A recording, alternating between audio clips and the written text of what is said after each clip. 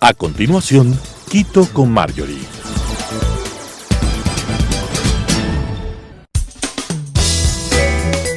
Clasificación A. Apto para todo público.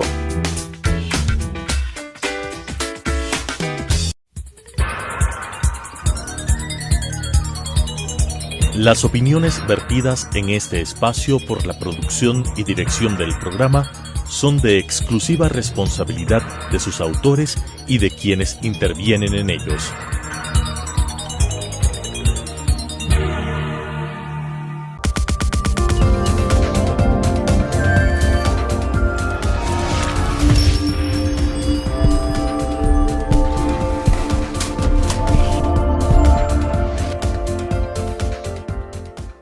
Amigas y amigos, bienvenidos, soy Marjorie Chávez. La guerra entre Ucrania y Rusia ha mantenido en vilo a todo el planeta desde el 24 de febrero del 2022. Este conflicto ha ocasionado el desplazamiento de 2.698.000 personas desde Ucrania hacia países limítrofes, generando la crisis de refugiados más grande en Europa desde la Segunda Guerra Mundial. Pero esta conflagración no solo ha generado una grave crisis humanitaria. Sus efectos económicos han impactado la economía mundial y nuestro país no es la excepción. En un mundo globalizado e interdependiente, todos los países sienten los efectos de los acontecimientos que hoy suceden en cualquier lugar del mundo. Las crisis económicas del año 2001 y 2008 son un ejemplo de esto.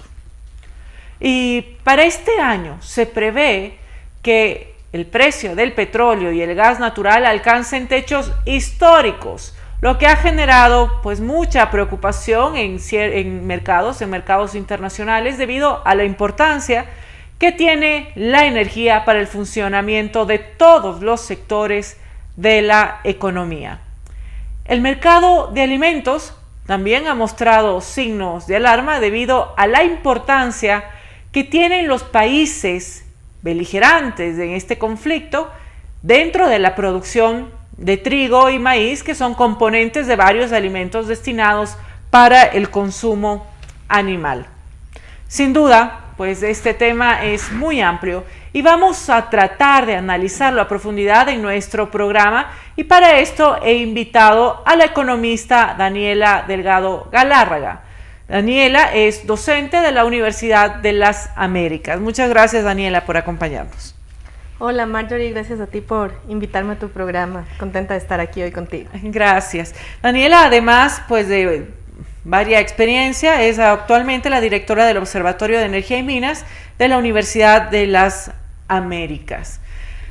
Daniela, quiero empezar el programa hablando de un tema que pues va a influir la economía, nuestra economía seguramente en el resto del año, el precio del petróleo, que mucho se habla. De acuerdo con el Observatorio de Complejidad Económica del Instituto Tecnológico de Massachusetts, el principal producto de exportación ruso es este hidrocarburo, seguido del gas natural. Sus principales socios son la Unión Europea, China, Turquía, Estados Unidos. Y la guerra obliga a que la producción energética de un país beligerante se destine pues, a satisfacer las necesidades internas de los sectores y actores económicos y del Estado, y para movilizar y mantener a sus tropas en el campo de operaciones. ¿Crees que este cambio de prioridades en el destino de la producción energética rusa está afectando directamente al precio del petróleo? Así es, Marjorie, efectivamente esto está afectando directamente a que el precio del petróleo haya aumentado, pero no es la única causa, pues Estados Unidos ha impuesto una serie de sanciones al petróleo ruso, han prohibido su importación a ese país.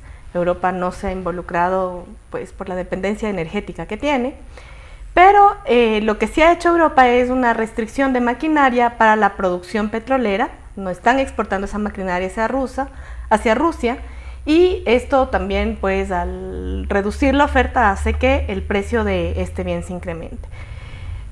Otras causas que han hecho que la oferta de petróleo se haya reducido es que, por ejemplo, empresas como British Petroleum, Shell, ExxonMobil han anunciado también la salida del mercado ruso.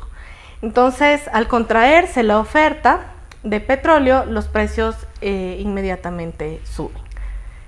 Entonces es multicausal lo que me has preguntado. De acuerdo, y como indiqué en la introducción, el precio del petróleo puede llegar a techos históricos. Y el 14 de marzo del 2022, el barril Brent alcanzaba los $104,51, mientras que el WTI $100,94. Y en los últimos días, pues hemos sido testigos de esta fluctuación en los precios mismos que dependen del avance de las negociaciones entre los gobiernos ruso y ucraniano.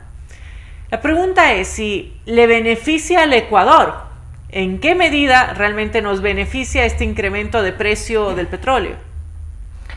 Bueno, es un poco complejo de responderte esa pregunta porque si bien es cierto, por un lado, el ingreso adicional de dólares ayuda a sostener la dolarización y es una inyección de ingresos frescos, digamos, para la economía, también hay que recordar que tenemos contratos petroleros con preventas de petróleo, que todavía hay alguno vigente, me parece que hay un par de contratos que están todavía vigentes a la fecha, que determinan que el pago que se haga sea directamente en petróleo. Eso por un lado.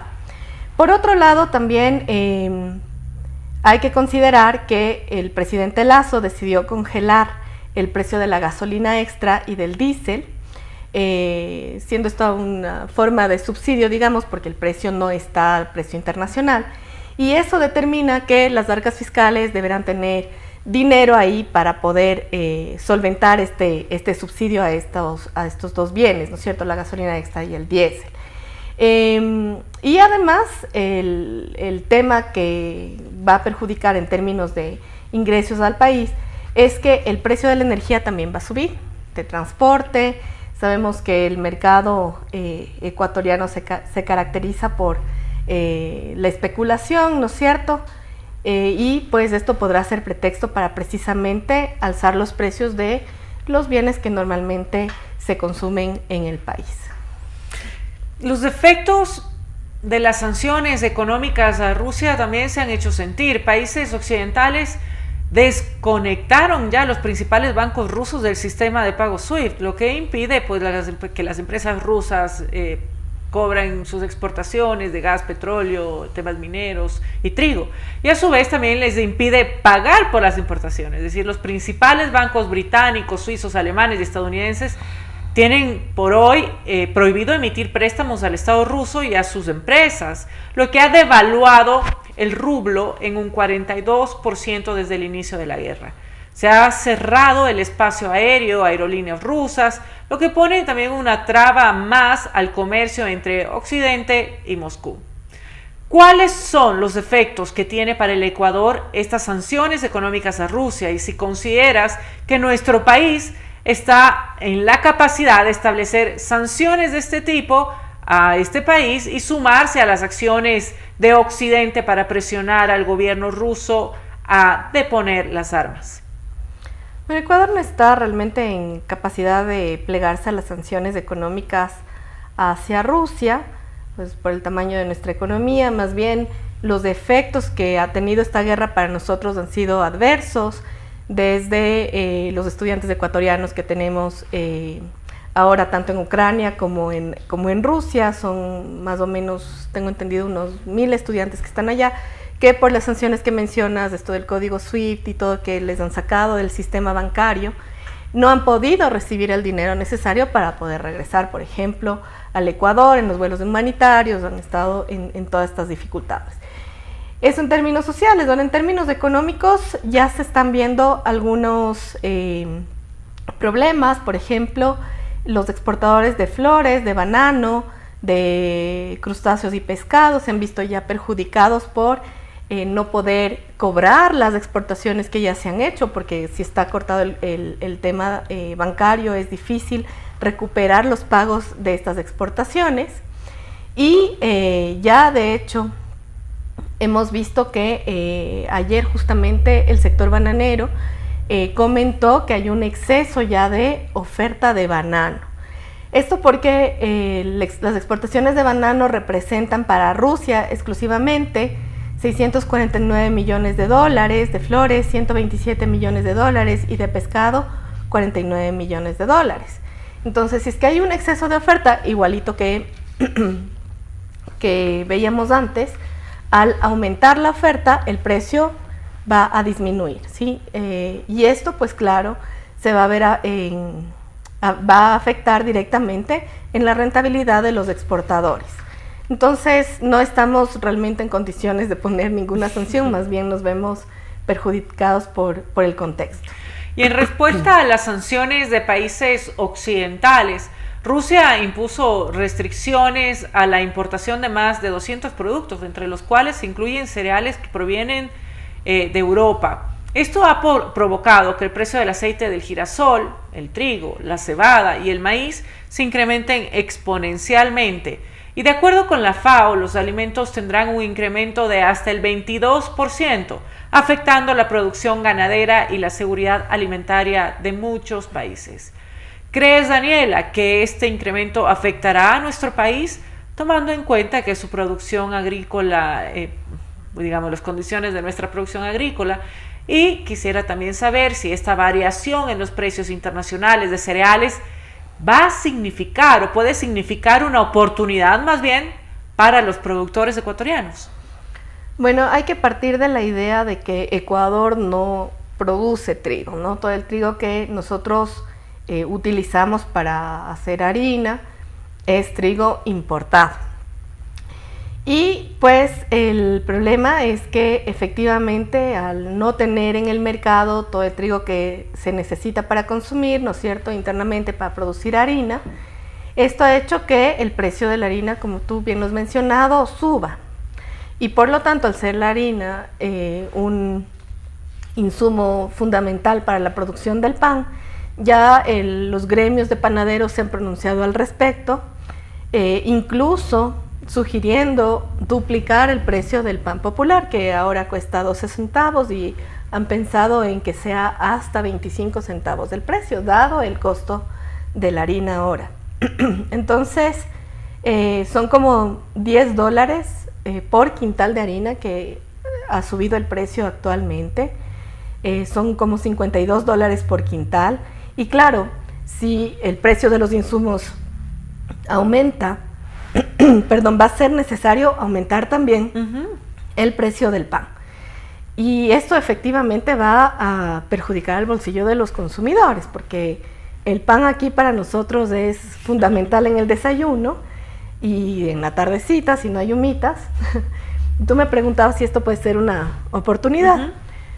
Como ya mencioné, las humitas, así como el verde, por ejemplo, hubo un momento hace tal vez un año va a ser, que hubo ya una discusión sobre precisamente la regulación en el precio del pan. Y lo que sucede es que, bueno, por suerte nuestro país es muy rico en bienes agrícolas. Enseguida el debate se fue, ok, no hay pan, pues vamos al bolón de verde, ¿verdad? Entonces, al muchín de yuca, a las humitas. Entonces el problema es que nosotros como consumidores lo que vamos a hacer es buscar un bien sustituto. Entonces realmente no es una oportunidad tal cual para los productores o para los panaderos en este caso, ¿no es cierto? Porque a pesar de que suban el precio, lo que van a hacer las personas es buscar otro bien, por lo tanto van a dejar de vender. Entonces yo no veo esto realmente como una oportunidad, y si eventualmente se llegara, yo que sé, a producir aquí internamente el trigo, el precio más alto de la producción de cereales haría que los productores de cereales más bien quieran exportar. Entonces el mercado local de todas formas se vería perjudicado. En esa hipotética opción, ¿verdad? Claro. Bueno, y el modelo energético de Europa realmente también con todo este conflicto ha quedado en entredicho con la guerra, ¿verdad? La dependencia del gas y el petróleo ruso no solo ha generado la aplicación de sanciones económicas de manera selectiva, también ha puesto en evidencia la necesidad de diversificar tanto las fuentes de energía como los proveedores. El 2 de marzo se registró un precio de $200 por cada megavatio por hora en España, lo que ha obligado a este país a replantearse su soberanía energética incluso. ¿Consideras, Daniela, que la guerra es una oportunidad para acelerar esta transición a nuevas formas de energía que llevamos hablando tantos años de nuestro país? ¿Crees que es viable un cambio a otro tipo de fuentes de energía en los próximos 10 años? Sí, el cambio definitivamente es viable, ya existen otras formas de energía. El problema es que, aunque hagamos la transición a energía un poco más limpia, sea la energía eólica o hidráulica, ¿no es cierto?, no necesariamente vamos a tener que dejar de explotar petróleo, y eso es un tema importante que casi no se habla, porque hablamos de energía, pero el petróleo no solamente es un insumo para la producción energética, sino también para producir el plástico. Y sabemos que el plástico está en absolutamente todas partes, y todo lo que está a nuestro alrededor está hecho de plástico, por ejemplo. Entonces, dejar de producir petróleo es complicado, porque, como digo, es insumo también para otros bienes. Fundamental que si es que se llegara, digamos, a concretar incluso las mismas propuestas de Glasgow, en donde países como Costa Rica y Dinamarca ya dijeron que definitivamente van a tratar de dejar el petróleo en tierra, es importante mantener una política pública clara al respecto, si es que los países se van a sumar a estas propuestas, y sobre todo la necesidad de invertir en precisamente este tipo de energías, ver si es que el sector privado está dispuesto a invertir en hacer estudios, en hacer investigación en términos del funcionamiento de este tipo de energía. Y estos siguientes 10 años son determinantes precisamente por lo que comenté de Glasgow, el tratar de mantener los gases de efecto de invernadero al mínimo. Si es que realmente se logra cumplir con esos acuerdos, pues podrá suceder en términos de, como digo, emisiones, pero el petróleo no solamente sirve para la producción, digamos, de energía. En tanto, Ecuador, bueno, se ha hablado muchísimo de la transición, del cambio de matriz energética, pero no ha habido como una decisión política al respecto, decir, ok, si esto se va a hacer, este es el plan, así no ha habido esta transición, digamos, ordenada hacia energías más limpias, y definitivamente eso es lo que hace falta, ¿no? Una política pública clara al respecto para lograr esta transición hacia ese cambio energético. Y hay que luego también mirar, porque en términos económicos nosotros vivimos del petróleo. Entonces, si ese cambio, que es importante, sí, como digo, no es el único, pero es muy importante, logra suceder a nivel de otros países, también habrá que ver el impacto que genera en nuestra economía, dado que somos un país petrolero. Y la reducción del consumo de hidrocarburos a nivel mundial también puede repercutir en las finanzas de nosotros como país. Es un escenario complejo, ¿verdad? Y otro de los efectos de esta guerra es el incremento del precio del oro y el níquel. En el caso del primero, en el caso del oro, cada onza alcanzó un valor superior a $2,000 y el níquel ha registrado un incremento de hasta el 60% solo en la semana anterior. Y en el caso también de este último, Rusia pues es su principal productor mundial. Y este metal es uno de los componentes más importantes de las baterías de autos eléctricos, lo que también encarecería el precio de los vehículos e eventualmente incentivaría el consumo pues, de vehículos que funcionan con motores a gasolina o diésel. Y sin duda pues estamos ante una situación compleja, ya que se incrementa también el valor de las principales fuentes energéticas y de mineral que es usado para la fabricación de componentes que pueden aprovechar energías limpias. Es decir, la pregunta sería, ¿crees que Rusia se encuentra en una posición privilegiada en este momento al influir en estos precios, en el precio del petróleo, y a la vez pues también una de las materias primas más utilizadas en lo que es energías y energías limpias? Bueno, creo que tu pregunta se enfoca en un debate un poco más geopolítico, que no es realmente mi área de especialidad. Pero creo que esta dinámica de la economía, de la guerra, permite tener una idea importante sobre la incidencia que tiene el precio de el gas, el petróleo y el níquel en la economía, y definitivamente si Rusia logra controlar los precios de estos bienes, indiscutiblemente va a tener una ventaja. De hecho, por esa misma ventaja que Rusia tiene con respecto a el gas y el petróleo como fuentes de energía, de calor, sobre todo como vendedores, digamos, de estos insumos para Europa, a pesar de la guerra y a pesar de que ha estado sumándose a las sanciones de Estados Unidos y de otros países, no lo ha hecho tan abiertamente con respecto sobre todo a las importaciones de estos bienes, porque los necesitan. Entonces, claro que Rusia está en una ventaja con respecto a ellos. Y eso pues determina realmente que pueda beneficiarse con este incremento de los precios. ¿Y qué opina Daniela respecto a la política pública? Es decir, evidentemente pues no hemos estado preparados para esto, ¿no? Creo que el mundo ha demostrado pues que no estábamos preparados, pero en un país pequeño como el nuestro, bastante susceptible al entorno y con poco tiempo, digamos, de adaptación, ¿qué medidas se pueden tomar para, por ejemplo, tratar de mitigar pues todo lo que hemos conversado? Medidas para mitigar. Bueno, nuestra economía realmente no es tan grande en términos de lo que podemos nosotros influir en lo que Rusia pueda o no hacer. Por eso te decía que como sanciones nosotros no podemos realmente hacer ninguna. Pero sí es importante que el gobierno tome acciones pronto con respecto a los sectores que están siendo afectados directamente, como los exportadores de banano que mencionaba, de flores, y de crustáceos también, porque definitivamente es una producción que se va a quedar ahí, los precios van a bajar y es necesario que el gobierno de alguna forma intervenga para que los exportadores no se vean afectados o su afectación sea mínima, porque afectados ya están, como decía, no pueden cobrar, etcétera.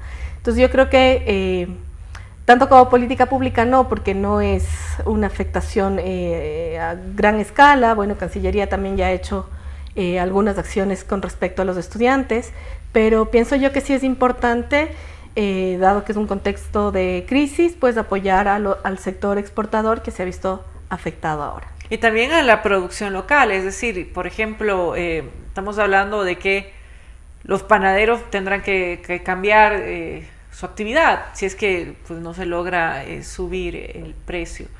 Y todo esto pues necesita apoyo, necesita tiempo, y de alguna manera pues no lo vemos. Vemos actualmente la sociedad civil levantada, están levantados los agricultores, vemos también por el parte de los panaderos, vemos en general un malestar en el país, pero no vemos respuestas además relacionadas con la crisis mundial. Somos poco competitivos a nivel internacional y pues no vemos soluciones a corto plazo, así que por el bien del país pues esperamos que se tomen las medidas necesarias para solucionar en algo o mitigar en algo todos estos efectos. Daniela, te agradezco mucho por habernos acompañado. No sé si nos quieres dejar un mensaje final, un comentario a la ciudadanía respecto de la temática que hemos hablado, de la influencia que tiene también en nuestra economía nacional un conflicto que parece lejano, pero que ya vemos que igual a todos nos afecta. Gracias, Marjorie, y a ti por haberme invitado a tu programa hoy.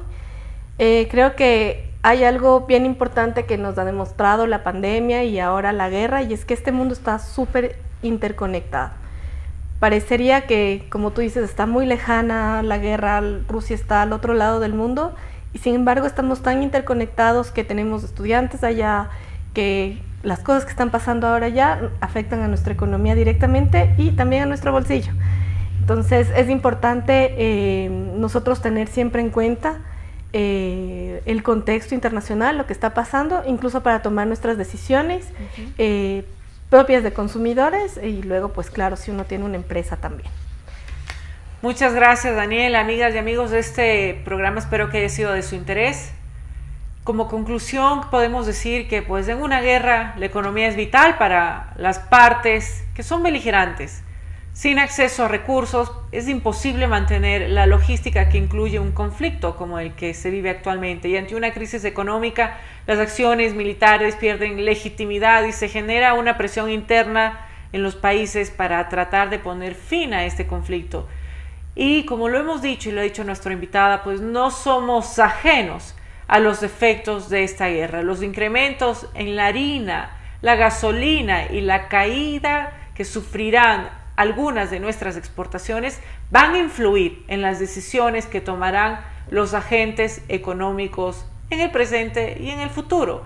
La búsqueda de mercados y el ingenio de los empresarios para hacer frente a la crisis permitirá sortear las dificultades que realmente nos ha planteado a todos este conflicto. Yo le agradezco a Daniela Delgado por su participación en este programa. Sin duda, la academia también puede ayudar y es fundamental más bien su ayuda para el sector público y también al sector privado. Con análisis profundos y con evidencia empírica realmente podemos tener herramientas para tomar mejores decisiones. Amigas y amigos, espero que este programa haya sido de su interés. Soy Marjorie Chávez y les envío un fuerte abrazo. Hasta la próxima semana. Las opiniones vertidas en este espacio por la producción y dirección del programa son de exclusiva responsabilidad de sus autores y de quienes intervienen en ellos.